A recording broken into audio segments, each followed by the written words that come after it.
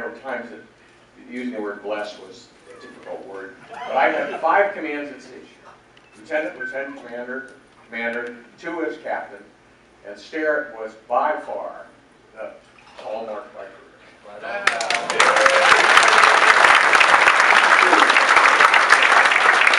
I wish I could, I teach a couple of courses for UW in naval history, and I'll refer to a little bit of that later. But I think it was during the Zumwalt era that we picked up something from the submarine force, and that was the Cobb principle, which is chief of the boat. And in the surface Navy, we didn't want to call it Cobb, because we don't like to do things like the submarines do, because they go underwater. We don't like to do that. Or ever, really. It's a bad thing, isn't it, Wally? Yeah. Good, Wally. I'm glad you're listening. Wally's here now, isn't he? Yeah. Okay. Wake him up. So, we came up with this Command Master Chief program, and I'm proud to say that Bill Dahlke,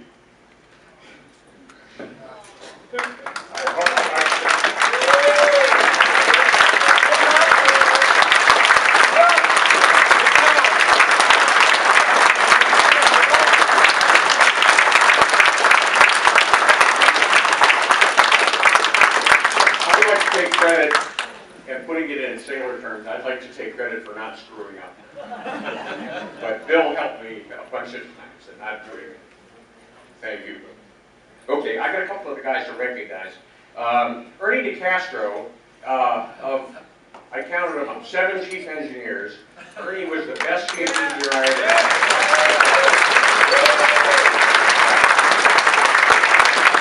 Having said that, I don't want you to listen to anything that Ernie says.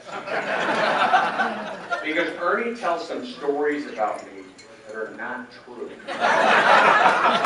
About throwing cutlery, pieces of food, yelling down to main control, no, kinder, gentler, Richard, that's what I was. Isn't that right, Ernie?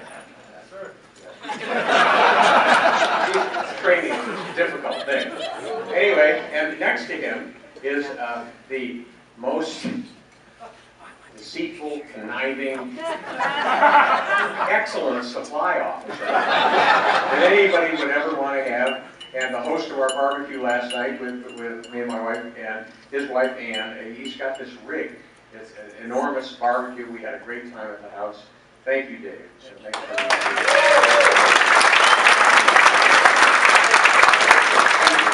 Another little known fact about Dave, he always comes prepared. He actually got me prepared by saying, you know, I don't know exactly what I'm going to say. I got some people I want to thank and stuff. And so he brought me a page out of our Welcome Aboard brochure. And so if it's okay with you all, I'm not going to read that.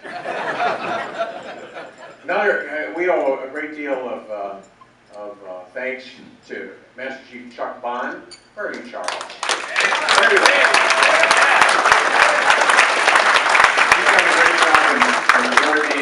The first team. Yeah, this first team.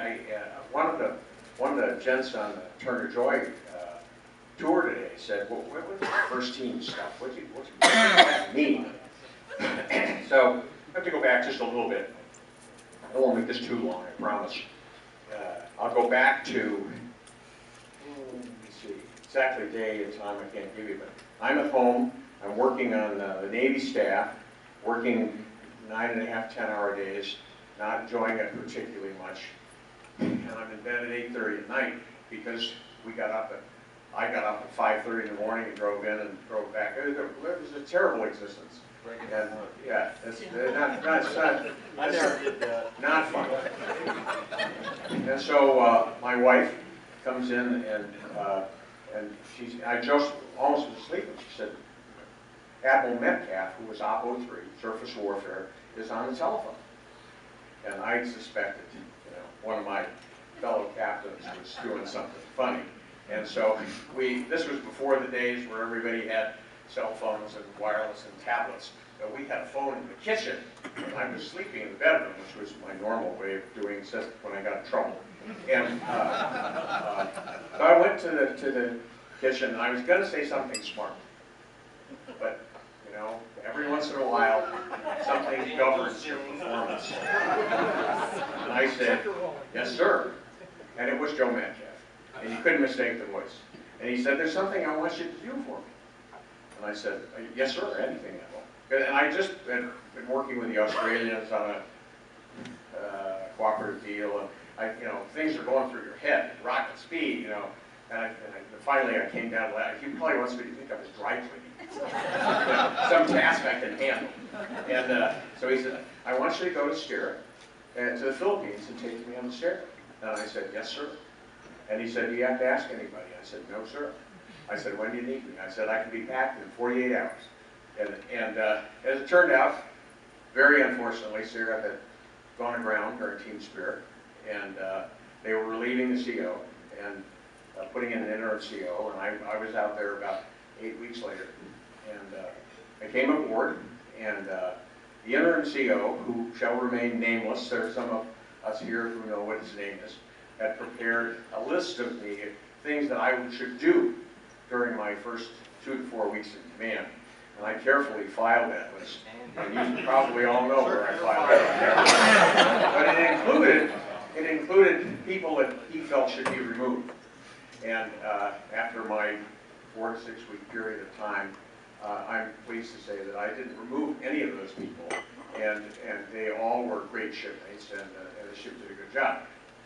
Coming back to the first team thing, that when you have an incident on a ship, like a grounding, or you have a fire, or maybe it's some other incident, there's kind of a funk that settles in. You're kind of down. And so the XO and I said, that just isn't right. We've got great people. This is a good ship. It's a great ship. And I said, well, let's call it what it is. I mean, we're out here in Subic. We're on if the balloon, the proverbial balloon goes up, we're going to be the first ones on the line. And so I said, it's the first team. So we started with a logo, and it took hold, and everybody liked it. We put it on our coveralls, which we were not authorized to wear, which I authorized us to wear. I mean, we got more trouble for just silly stuff. So that's where the first team comes from. And a CO after me changed it, but that was fine. I've got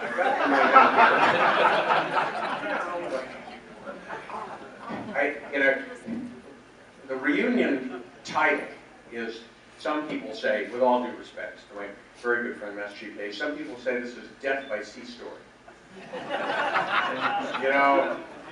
You see old shipmates, they have to tell their sea story. So I have in my notes here, notes to self, right on my welcome aboard. Thank you, Dave. I have to tell a couple of sea stories.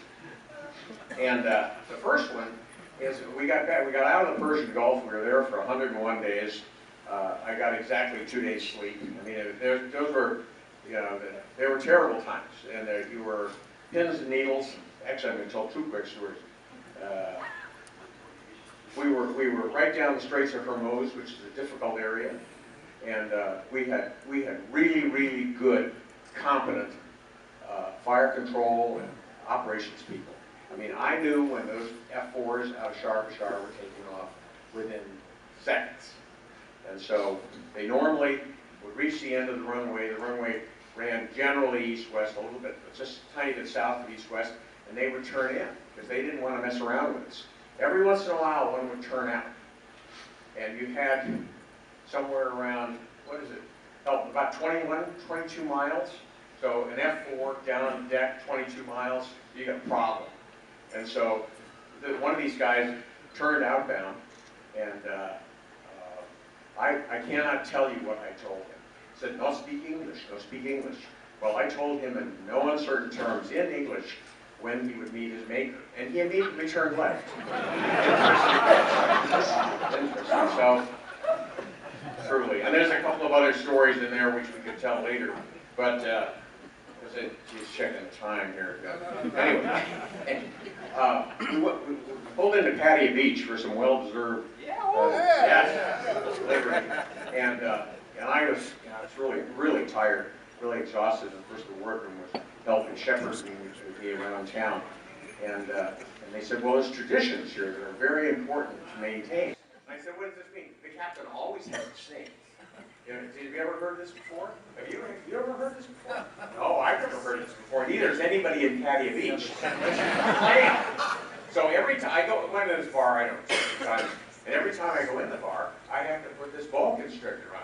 I mean, so is this really a pleasant thing? Anyway, I thought it's a sea story. I told you I'd tell you a sea story. Okay, for all of you shipmates out there, thank you.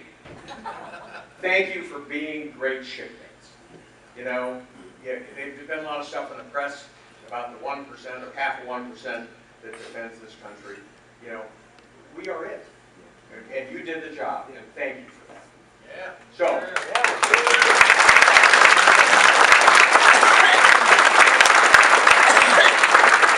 in the British tradition, I would like you to all join me upstanding. And we're going to do, we have 3 toasts. I have 3 toasts. Toasts can continue forever. But the 3 toasts, the first toast, and I teach some courses at the University of Washington. I would like to propose a toast to the Sterett family and to the Sterett name. Amen. And the Sterett. And following that toast, I'd like to make an observation, which I know some of you folks here will realize, is that we've got a lot of naval heroes in the U.S. Navy, and a lot of the name has not been repeated. And the reason that the Sterett name is repeated is because of DLG 31, CG 31, and 104. And certainly the earlier ships, but it's the performance of the later ships which keeps that name in our Navy. And we can thank ourselves for that. Okay, toast number 2 is easy. Shipmates. Shipmates. Toast number 3 is, you know, this is not easy what we do. And without the support of our wives and our partners, it would be damn impossible. So I want to thank all the support, the wives that stay home, take care of the broken washing machine and the kids, and write us the great letters and keep stuff up, to the wives and our spouses. And well, here. Thank you, Karen.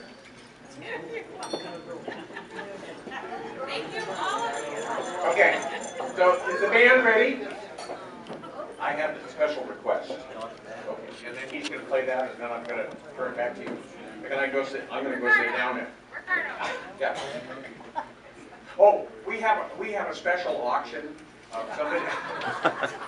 This was left at our house last night. If you ever else is coat, if you can describe the color to me, come claim your coat. It's left at the barbecue last night. Otherwise, it's back in the right-hand corner. No, what did we bid? $5?